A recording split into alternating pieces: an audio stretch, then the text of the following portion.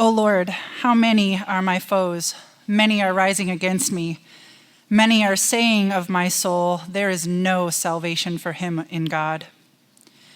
But you, O Lord, are a shield about me, my glory and the lifter of my head. I cried aloud to the Lord, and he answered me from his holy hill. I lay down and slept. I woke again, for the Lord sustained me. I will not be afraid of many thousands of people who have set themselves against me all around. Arise, O Lord, save me, O my God, for you strike all my enemies on the cheek. You break the teeth of the wicked. Salvation belongs to the Lord. Your blessing be on your people.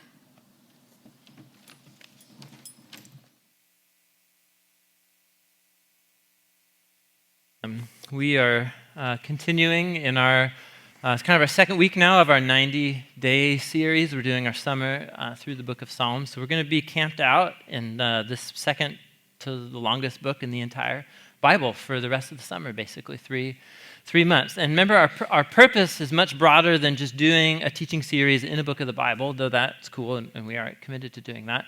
But this is much broader and more strategic.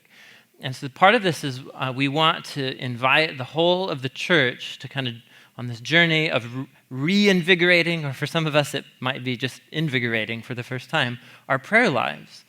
And because our commitment as a church is that part of cultivating our personal connection to God through Jesus is about prayer. It's about the practice of prayer. And prayer, it's not a simple thing. And it happens really common, like when we do all-night prayers or our prayer walks and so on. Lots of different people come from the church for those nights. And, some of you may remember this about your first time praying in front of another person or praying in front of other people. And it's actually really nerve-wracking. If you've forgotten what that feels like, you just need to come to all-night prayer where there's usually some newer people and just remember that experience. And it's, how do you learn how to do that kind of thing? How do you learn how to talk to God and talk to Jesus? How do you even do that? A lot of it we just pick up from watching other people. But the whole purpose of this book of the Bible, the book of Psalms in the scriptures, is that for like 2,500 years, it has been teaching God's people the language of prayer, the language of lament, the language of praise, the language of confession. How do you do that? And so that's really the biggest purpose for why we're doing that, inviting us collectively and individually to grow in this area of following Christ. And so if you weren't here last week, you definitely will want to pick one of these up. We kind of did something similar that we did with the 90 days last fall, reading through the New Testament. We made a 90-day kind of reading and prayer journal for the 3 months of the series, the 90 days of the series. And essentially what this is, we're not doing a 6 a.m. gathering or anything, because what we want to do is help each of us individually start to form this habit of daily prayer and a specific kind of prayer, learning how to pray through the scriptures. And so if you've never prayed through the scriptures or praying scripture before, if that's even a new category for you, thank you. You're welcome. Thank you. You're welcome. That's what I mean to say. You're welcome. Here you go. So we have a kind of a little introductory page about how to go about doing this, some guidance about what it means to pray through scripture. And then for each day of the 90 days, which began last Monday, it's essentially assigned 2 psalms a day. And what we would encourage you to do is actually, at least for the 90 days, just like an experiment, is to build into your lives a habit of having 2 different times of prayer during the day, whether it's morning or evening or afternoon, whatever you want to do, and to pray through each of those psalms individually through that day. There's kind of some guiding questions, space for you to write and process and so on. But all of this is an effort to help us grow in this area, learning the language of prayer. And these are for free. We have them back at the book table. If you didn't get one last week, be sure to grab one of those. And one of the things that we're going to focus on and that we talk about in the little introductory page is that the Psalms, as they teach us the language of prayer, they give pride of place to our emotions, the importance of our emotions in our prayer life. And what's interesting is I think many of us, we grew up, if you did or didn't grow up around Christianity or church or whatever, it doesn't really matter. Most of us grew up in one of 2 kinds of settings when it comes to our emotions, based on our temperament or our family of origins or whatever. Some of us grew up around settings where what you do with your emotions is stuff them. That's what you do, right? You just deny that they're even there. And so if there's a tense moment at home or with other people, what you do is not talk openly about it or release those emotions that are stirring. You just stuff it deep down. You deny it, yeah? And, you just are quiet. You leave the situation or whatever. Some of us were raised and we respond to our emotions in that way. The flip side of that, of course, so that would be like an example of, that was kind of my family and what I grew up in. The flip side would be like the family my wife grew up in. And so in her house, like the dinner table was like where the volume's at 11, you know what I'm saying? And that's just kind of the way and so it's just like everything's out there, and if something tense comes up, if there's conflict, volume goes up, but they're hugging and crying afterwards and loving on each other. And that's just how they just dealt with it and moved right towards it. But often in those settings, in those types of temperaments and families, it's about giving full vent to your emotions so that your emotions end up in the driver's seat. And you end up saying and doing things that you have to say you're sorry for later, right? And so there you go. Those are the two ends of the spectrum. Most of us have kind of grown up or have been around, have temperaments on one or two of the ends of those. The Psalms do neither. The Psalms teach us kind of a middle way about expressing our emotions. The Psalms teach us to give pride of place to our emotions in our prayer life. But they teach us neither to deny and stuff our emotions, but neither to let them overtake us in ways that we lose control. The Psalms teach us to pray through our emotions in the presence of God. And this is about a reflective, intentional processing before God, about understanding the source of my emotions, about sorting through them, the cause and effect, how they relate to my view of God, myself, and other people, and you just pour out the whole mess in God's presence. That's prayer. That's biblical prayer. And so what we're going to see tonight, we're going to in different weeks highlight different prayers that are generated out of very different emotional experience. There's every type of experience and prayer you can imagine in this collection of 150 prayers and songs. And so tonight what we're going to explore in Psalm 3, you may have already kind of picked it up, is what does it mean to pray through our fears? To pray through our fears and our anxieties, not stuff them and deny them, but yet not let them take us over, but to pray through them in the presence of God and to process our fears before Him. Fear is one of those feelings. Some have argued fear is actually one of the most primal, like primary human emotions. And you can see it didn't probably take very long for any of you to pick up, this is a psalm of David generated out of a life experience that he had. We'll talk about that more. And it's very clear that he's terrified. The first thing he does in the prayer is draw attention to all the things that he's totally freaked out about. There's a whole bunch of people and they want to kill him. It's a pretty decent reason for being afraid. And there's something about fear. It's the most primary human emotion, not just because it comes up in circumstances where we're out of control or in danger. It's actually, I think, one of the first emotions we experience as human beings, period. So I realize, I'm not sure if I've said this, I don't think I've said this in this setting or not, so some of you know this and some of you don't. But somewhere in the next 4 weeks, I'm going to disappear off the map for about a week and a half or so, and that's because a human is going to emerge out of my wife somewhere in the next month. Like a new human is going to... And I have no categories for this. I've been through it once, and I still really don't have categories for what happened and what's going to happen again. You know what I'm saying? It was just so crazy. You're like, this is how it works. This is crazy. So crazy. So anyway, somewhere in the next month here, our second son is going to come into the world, and we're super excited to meet him. But I've been doing a lot of reflecting, just of course, as we're preparing, and she's over now, 8 months pregnant, and so this is the point where you can fully make out like the elbow and the foot, pressing through the belly and this kind of thing. You're just like, that's like an alien or something. It's a little crazy. But so I've just been reflecting on what's it like for him right now. He's fully there, because once he's on the outside, he's aware and so on. So that's all going on inside too. He's a little human being who's aware of his surroundings right now. And what are those surroundings like? So obviously it's very, very close, and tied in. It's very warm. He's surrounded by these very soft walls, right, of the womb. and it's like bath water. It's very comfortable. It's dark. He can sleep whenever he wants, whatever. He always seems to wake up and jump around about 10 p.m. every day. I'm not sure what that doesn't bode well for us, by the way, for sleeping. And he has this constant supply of food just pumped right into his belly. And you're just going, man, that's a setup right there. You know what I'm saying? Like that. Who can imagine anything better? Actually, it's just going to go downhill for him, and it is going to go downhill for him. Because somewhere in the next month, I don't know when, I'm going to disappear, and that's because his little world starts collapsing, right? The walls that were soft and blocked all the noise are going to get very tight around him, start to squeeze him, probably very, very uncomfortable. Why is this happening?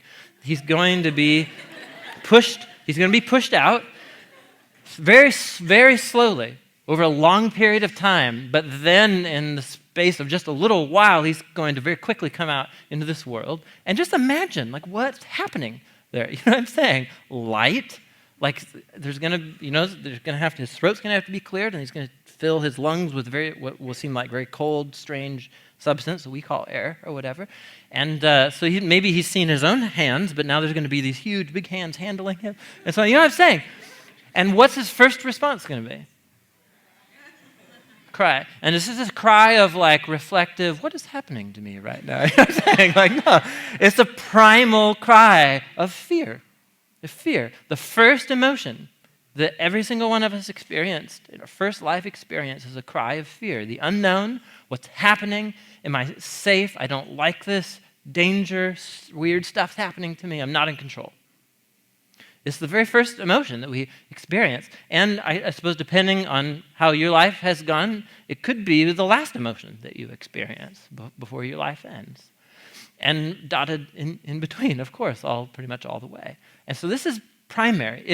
If I'm a follower of Jesus, and if a part of following and knowing him is cultivating a personal connection to him and learning the language of prayer, we have to learn how to pray through our fears. Not deny them and stuff them, because they'll destroy you, but not give rein to them and just let them take over your life, because that will destroy you in a different way. We have to learn how to face them and pray through them. And that's precisely what David is doing in Psalm 3. So what we're going to do is we're going to look through this story, both the story and then how David processes through this experience. And this is a model of prayer for us, a model of processing our fears. So let's kind of look at Psalm 3 with me real quick. Just one thing to clarify. So likely in your Bible you have a heading that says Psalm 3 or 4 or 10, 47 or something. And so that's a heading in your Bible to let you know the number. Some of you might have a little summary that says like a prayer of praise or thanksgiving or something like that. And if that's not in italics, most likely that's not an original part of the poem. That's a heading that the Bible translators have put there for you to help you get the gist of the psalm pretty quickly. But then you're going to get this information that says like here, a psalm of David when he fled from his son Absalom. That is an original part of the poem and of the psalm. And so you're going to find this many different times. There's about 70 prayers connected to David in the 150 in here. And of those, about 24, there's little notes about stories, the story where this prayer emerged out of. And so it really will pay off as you're going through the 90 days to create some time to stop when you see that and to find the cross-reference or whatever and go read that story in David's life in the books of Samuel, 1st or 2nd. And because what that does is that illuminates so much of the background of why David would say the things that he's saying here, and that's what we're going to see here today. And so we're told this is a psalm of David when he fled from his son, Absalom. So this was essentially what happened is this was kind of during the ending of David's career. And his son essentially formed a resistance army and staged a successful coup against his father. And so this whole story, it's in 2 Samuel chapter 15 and following. This whole story takes place of how David has to flee his own house, the city he established as the capital, and he's running into the hills with a few hundred people, and we're told he has an army of 12,000 foot soldiers chasing him through the foothills. And you're just like, that's a bad day. That's a really, really bad day. And you can just imagine the fear and the unknown that he's experiencing, and which is clearly how he begins the poem. He prays through his fear by first identifying the source of his fear. Again, we're going to see this as a model for prayer. The first thing he does is bring his fear to God's attention and the source of his fear. And what does he say? Right at the beginning here, he says, Lord, and remember when you see Lord in all capital letters, that means the divine personal name of God in Hebrew. It means Yahweh. So he says, Yahweh, how many are my foes? How many rise up against me? Many are saying of me, God will not deliver him. Or some of your translations have, there's no salvation for him in God. Now, just look at the repeated words here. What's freaking him out the most right now? What does he say 3 times over? How many people there are? There's 12,000 soldiers on his heels, right? He's identifying the source of his fear. It's kind of, again, this is the model for prayer. We're watching him as an example. He identifies the source. What is wrong with me? Where's my fear coming from? 12,000 people who want to kill me. Yeah, so that's a pretty good reason to be afraid. There's a very clear, physical, identifiable source of fear, right? His life is in danger. Many, many, many.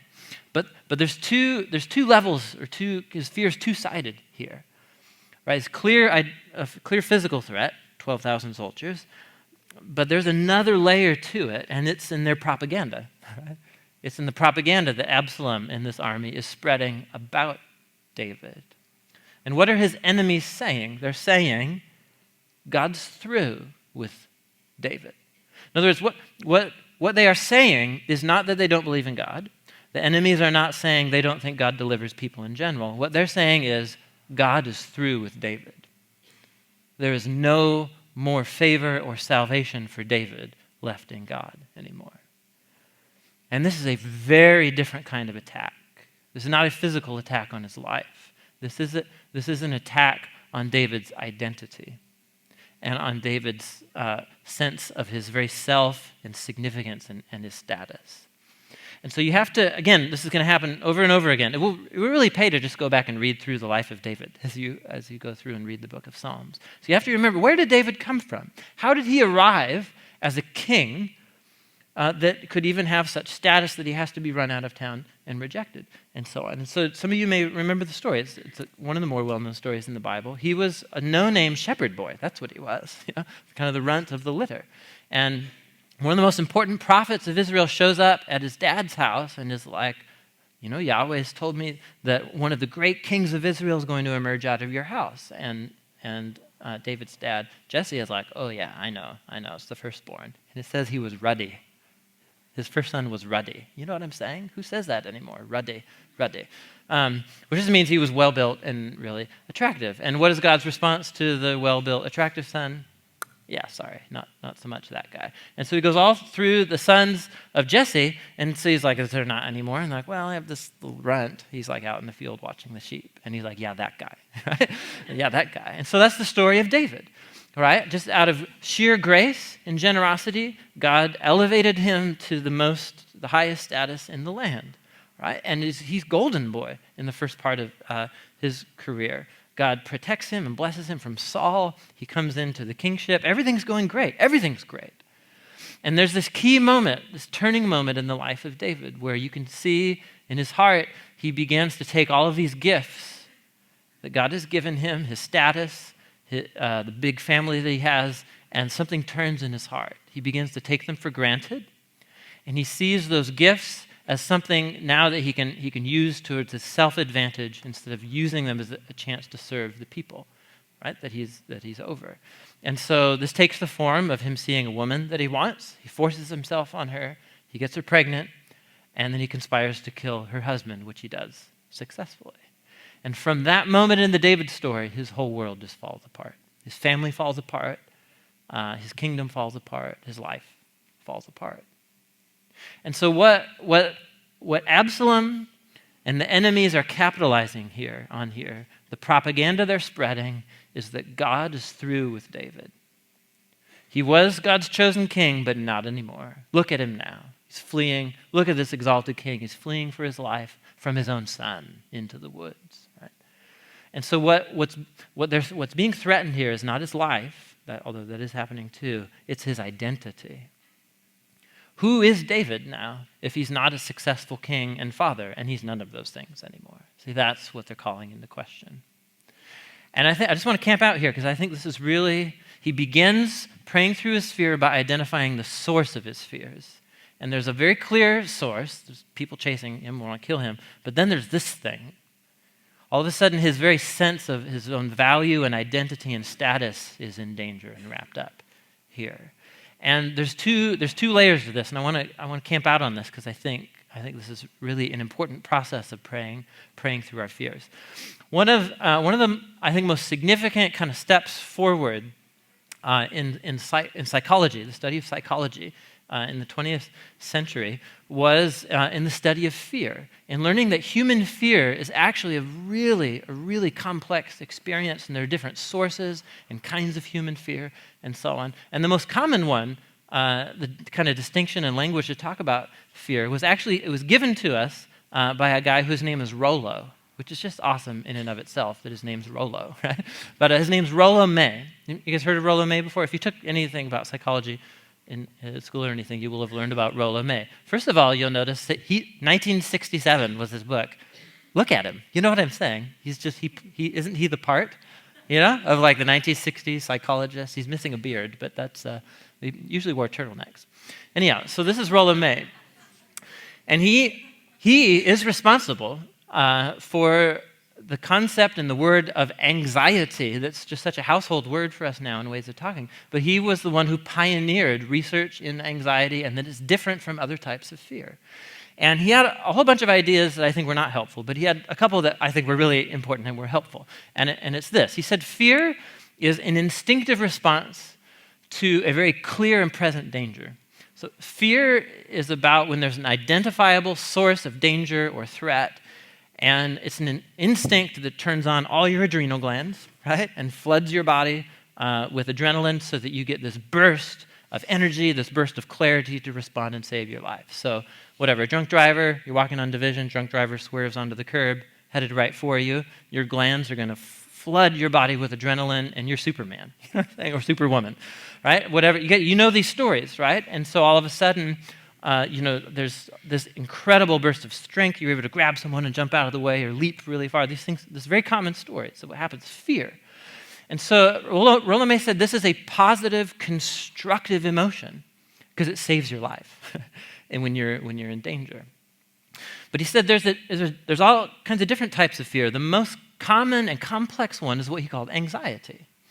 And his definition of anxiety was both in contrast to fear. Fear is temporary. It's a flood of intensity and energy and so on. Anxiety is very vague and diffuse. It's a feeling of dread and of weakness and fragility, and it has no clear identifiable source. It's just this feeling, and what he interpreted essentially as a dread of death, and of how death ultimately, in his worldview, renders all of your life and relationships and accomplishments totally meaningless.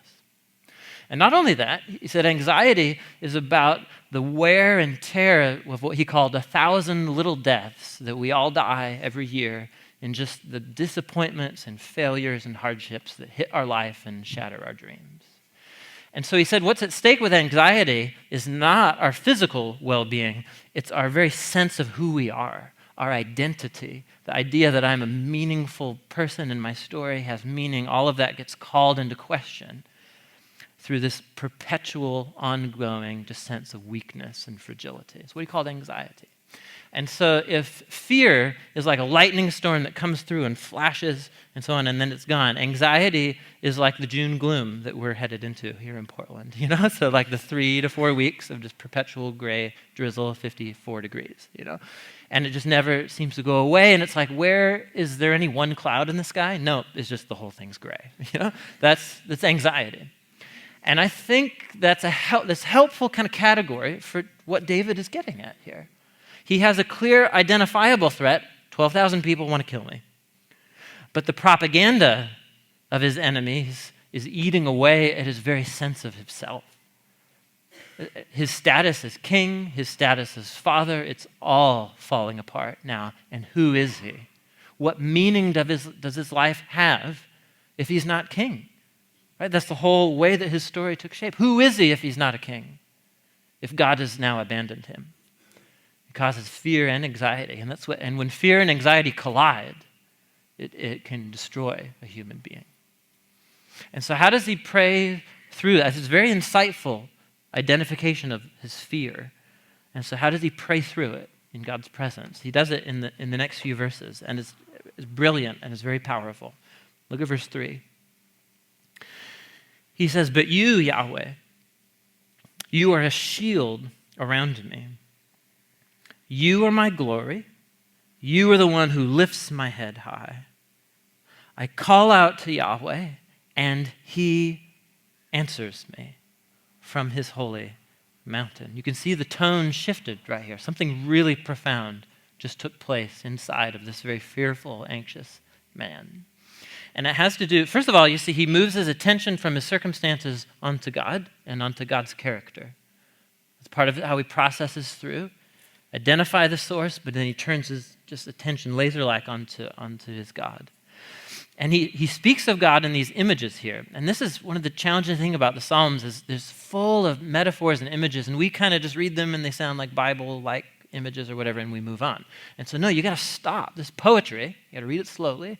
And remember Psalm 1, it's about meditating day and night on the meaning. Why would David choose these three metaphors to describe God in this scenario right here? So let's look at him a little more closely. Look what he says. He says, first of all, he says, Yahweh, you are a shield. You're a shield around me. Now just stop and think about that for a second. We typically think of an image of a shield and we think protection. A shield keeps bad things from happening to you. So, okay, yeah, what he's saying here is you are going to protect me and rescue me out of this so that bad things won't happen to me. But if you just stop and think about that, it's way, way more going on here. And just think about, I've never actually had to use a shield for anything. But if you intentionally strap on a shield as you begin your day, what is your assumption about how is your day going to go? You know what I'm saying? Is your assumption this shield is going to prevent horrible things from happening to me?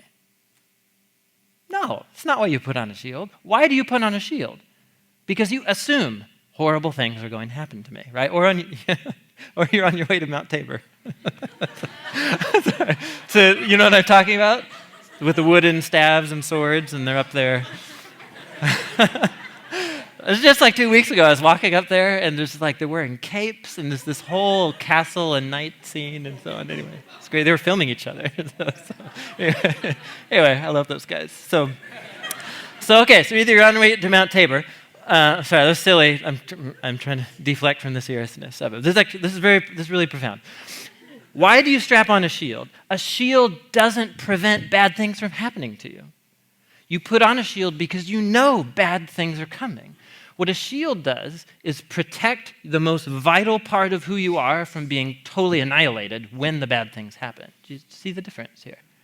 So a shield, and look, it's especially the shield he's describing, it's around him. So it's not describing a little circle here for sword dueling or something. He's talking about a big, massive thing that covers him. And so what he assumes that things may get better, they're likely going to get a lot worse. He does, after all, have 12,000 people chasing after him, right?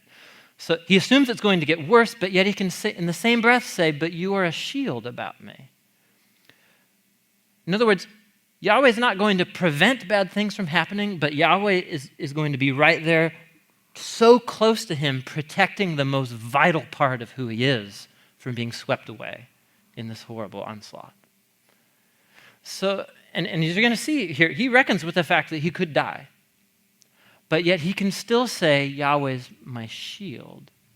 And see what this speaks to, as we pray through our fears, as we identify the source of our fears, I think for many of us, and this is true for me too, when hardship hits your life, or there's a season of confusion or tragedy, one of our basic assumptions that we go to is this is a sign that God's abandoned me.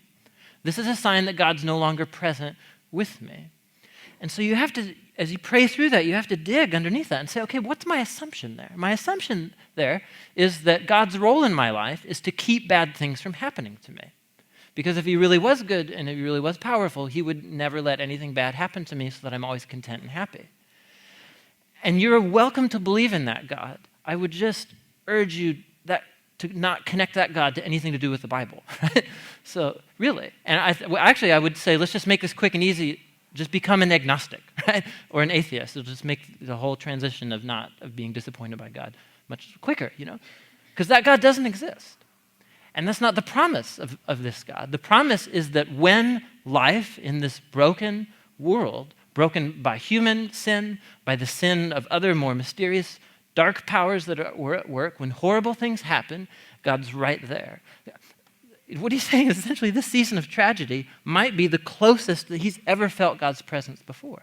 This tragedy might be what draws him closest to God than he's ever been before. And that's part of the paradox of suffering in the scriptures. And the God of the Bible sometimes rescues his people out of very difficult situations, but sometimes he doesn't. Sometimes that's precisely the tool he's using to shape the hearts and the minds and the character of the people he loves so dearly. And so this is very powerful what he says. He begins here, whatever happens, Yahweh is a shield protecting the most vital part of who I am. I could die, but Yahweh is still my shield. And so what does it mean? What is the most important part of who he is that needs protecting? And that's the next two metaphors here. It's very powerful. He says, you are my shield. You are my glory. I just stop and think about that. You are my glory. Why? First of all, what does that mean, and why would he need to say that? What does it mean to say something like that as you pray through your fears? Now part of it has to do with the word glory might kind of trip some of us up, because again, this is another kind of religious, Bible-ese kind of word, and that none of us really know what it means anymore. And so this is a very important concept. It comes up all over the Bible, and of course I'm going to teach you the Hebrew word, because that's how I do things. So you see the word there, it's kavod. Why don't you say it with me? Kavod, kavod. And here's what's interesting. Kavod, its most literal meaning is something that's heavy. It's heavy. In the book of Judges, there's a king of Moab called Eglon, and he's a horribly overweight man, and he's called kavod. Right? It's heavy. It's heavy. But that image of heaviness gets used as an image or a metaphor for something that's significant or important or weighty. So we say this in English. We say, oh, that's so heavy. Right? I'm feeling so heavy, or that's a really weighty matter. Do I grasp the gravity of the situation? We use this in English, too. If something is heavy, it's kavod, it's important, it's of status and significance. And so to say that God has glory, or to glorify God, or give him glory, means to all of us get together and we say out loud, God is the most significant, important thing that there is to know and be aware of. That's what it means to glorify God. But humans can have glory, too. David had kavod. Near the end of his life, we're told, this is from 1 Chronicles, we're told David, the son of Jesse, he was king over all Israel. He gets restored to his role as king after this. He ruled over Israel 40 years. He died at a good old age, having enjoyed long life, wealth, and kavod. Kavod. So kavod is about your status. It's about whatever it is in your status and position that gives you significance and importance. And so for David, obviously, from the rags to riches story, what defined him as who he was, his whole story was about the poor, no-name shepherd boy, becoming this great king. But see, now all of a sudden, he doesn't have that kavod anymore, right? Any illusion that he was a successful father of a large family, that's been shattered. You know what I'm saying? So Absalom actually murdered one of his other sons for raping his sister. I mean, his family's completely fallen apart. He's not a good father. He's a successful nation builder. Well, not anymore. He's a powerful king. Clearly not anymore. At least he has his moral integrity as part of his status and honor. Not anymore. And so why would David have to come at this low point in his life and say in a new way, you, Yahweh, you are my kavod. You are the thing that gives me significance, identity, and meaning and purpose in life. Clearly, he has to say this because something else has been his kavod. And you can just see it in the story of his life. His wealth, his power, his status, and significance. He was his own kavod, this role as king and father. And he squandered it, right? He ran it, he tried to milk it for everything it was, and it leads up to a wrecked life that did not give him the kavod that he was made to experience as a creature made in God's image. And so, praying through his fears, he realizes that he has misplaced his kavod. He's misplaced his glory. And because all of his eggs were in the basket of being the king, all of a sudden, once his kingship is called into question, he crumbles, right? Anxiety and fear. Because who is he if he's not a king? And so as he recognizes God's going to protect his vitals, the most important thing about him in the midst of this, and he says the hardship strips the rest of his life away, and all he has left is to say, Yahweh, you are the only thing that's important and significant about me. The fact that your attention is towards me, your care is on me, that's all I need to give me meaning and significance. This is a very powerful confession. And so essentially what's happened, you can see his anxiety is like a cloud of smoke that's just a symptom of a fire burning, and that fire is his misplaced kavod. And so he prays through it, and he has to identify that misstep that he took and restore God to be in the place of glory in his life. And it's connected to what he says next here. You're my glory. You're the one who lifts my head, which means the same thing as it does, in English when we say hold your head high. It means to be confident. And so essentially he's saying, I don't have any reason to be confident in myself anymore. So I took what God gave me and I ruined it and made horrible decisions. And so he directs his attention away from himself. You are what gives me significance and identity. You are the one through whom I can hold my head high, even though by everything around me it looks like I'm an utter failure. Right? And everyone knows it, and everyone's saying that I'm an utter failure. You are my glory. You hold my head high. And so as you process through, how could he even know something like that?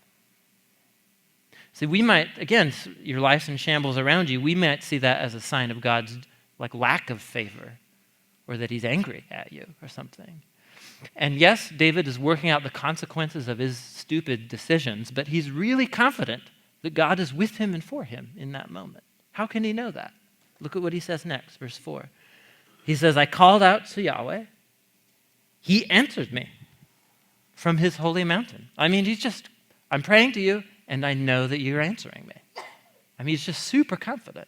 And you just go, he's running for his life, first of all, and he's totally a morally compromised, failed father and king. How can he be so confident that Yahweh is answering him?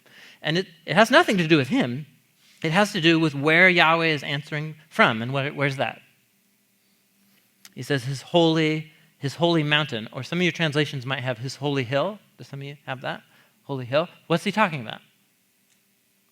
Yeah, this is kind of strange. This is one of those things. The holy hill, the mountain of Zion. This comes up all over the book of Psalms. He's referring to the city of Jerusalem, and specifically, which is a city that he built as Israel's capital. And on the highest hill in the city of Jerusalem, David set up what? He set up the very dwelling place of God, the tabernacle, where the big temple was later built. And so essentially what he's saying here is he's saying, I'm out here in the woods, I'm a failure. You are my glory. You're the one who gives me confidence. I'm praying to you, and I know that you answer me because you're answering me from the temple, from the very hot spot of your presence in Jerusalem. Now, what is it that happens on a regular basis? This is all kind of background to the poem that you got to bring out to get the significance of what he's saying. What is it that happens in the temple, or in the courtyards of the temple, on a daily basis, weekly basis, monthly, yearly basis, that it would allow a very sinful, selfish man to look towards God but know that he's been forgiven and shown grace? What's happening in the temple that can give him that confidence? Right? So that's where the sacrifices were offered. That's where animals were offered as a substitute for people's sins. So the animal dies in the place of the sinner or the wrongdoer. The animal bears the guilt instead of the perpetrator. And so in essence, the death of that substitute covers over the failure and the sin of the one who's praying and looking towards God at the temple. And so that's precisely what could possibly give a man like David, who's squandered everything God gave him, right, and has made horrible decisions, give him confidence that God is for him, that God would even stoop to be wanting to be his glory yet once more. And he says, because you're answering me from the temple. He's looking towards the substitute that's covered over his sin, that gives him confidence that Yahweh is for him and has forgiven him. Don't you wish this 3,000-year-old prayer, don't you wish it was relevant to modern people? You know what I'm saying? Right?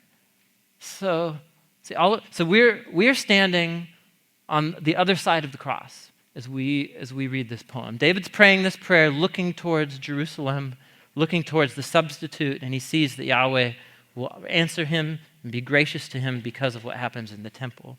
You and I, on this side of the cross, this is something you're going to have to do as you read through the Psalms. There's a lot of language about prayer and temple and sacrifice, and you got to kind of reframe it from this angle that we're reading from, because our conviction is that Jesus was the ultimate substitute, and that his life and death and resurrection on our behalf covered over our sins as Jesus absorbed into himself what we deserve. And in his resurrection, he both provides a covering and a source of new life and grace for those who would turn towards him. This other son of David, who was executed by the Romans near that holy hill. And so this allows us to pray through this prayer as followers of Jesus, but to go on exactly the same journey. Which allows him to do what? Verse 5.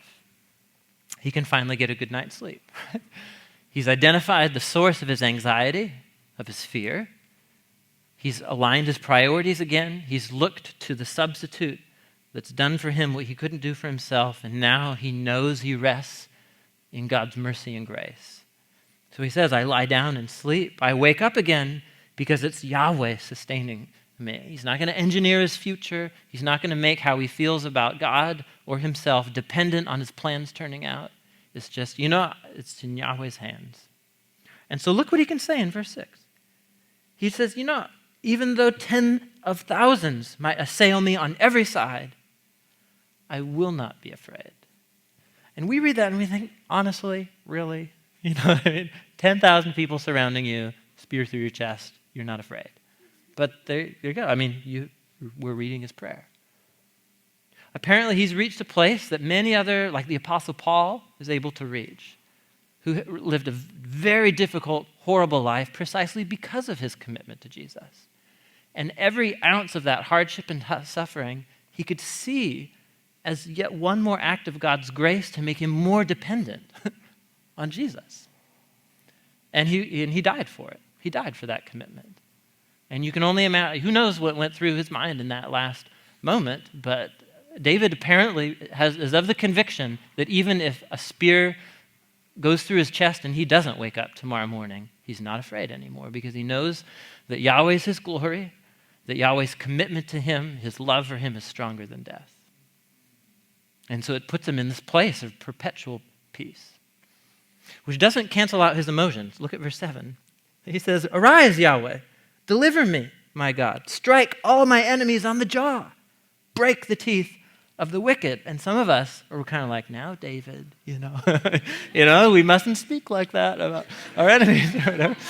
Some of us are kind of bothered by this. You're going to come across this all over in the Psalms, where there's a clear enemy and we're praying for justice to happen on our enemies. And so what would you have him do? Would you rather he stuff his emotions and just totally deny the fact that there's real injustice that's taking place?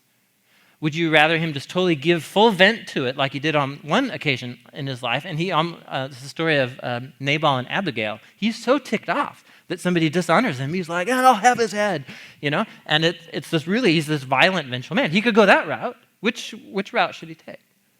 He takes neither. He prays through it. And don't be so prude. You know what I mean? Like his emotions are raw. There are some things in this world worth being angry about. Can I get an amen? Seriously. And so what are you supposed to do with that? Just act like it's not there? No, you pray through it. And so as a profound act of faith, he commits his enemies over to God's justice, and he asks God to take care of them. And it bears itself out in the story. David didn't lift one finger to defeat Absalom. Absalom had an obsession with his long hair. He was a very vain man, we're told. He wanted to make he'd made a statue of himself in his long hair. And so while he's actually in the middle of the battle, his hair gets caught in a tree, right? And leaves him vulnerable for a second for somebody to throw a spear through his chest, right? So through this crazy series of events, Absalom meets his own doom. David didn't lift a finger.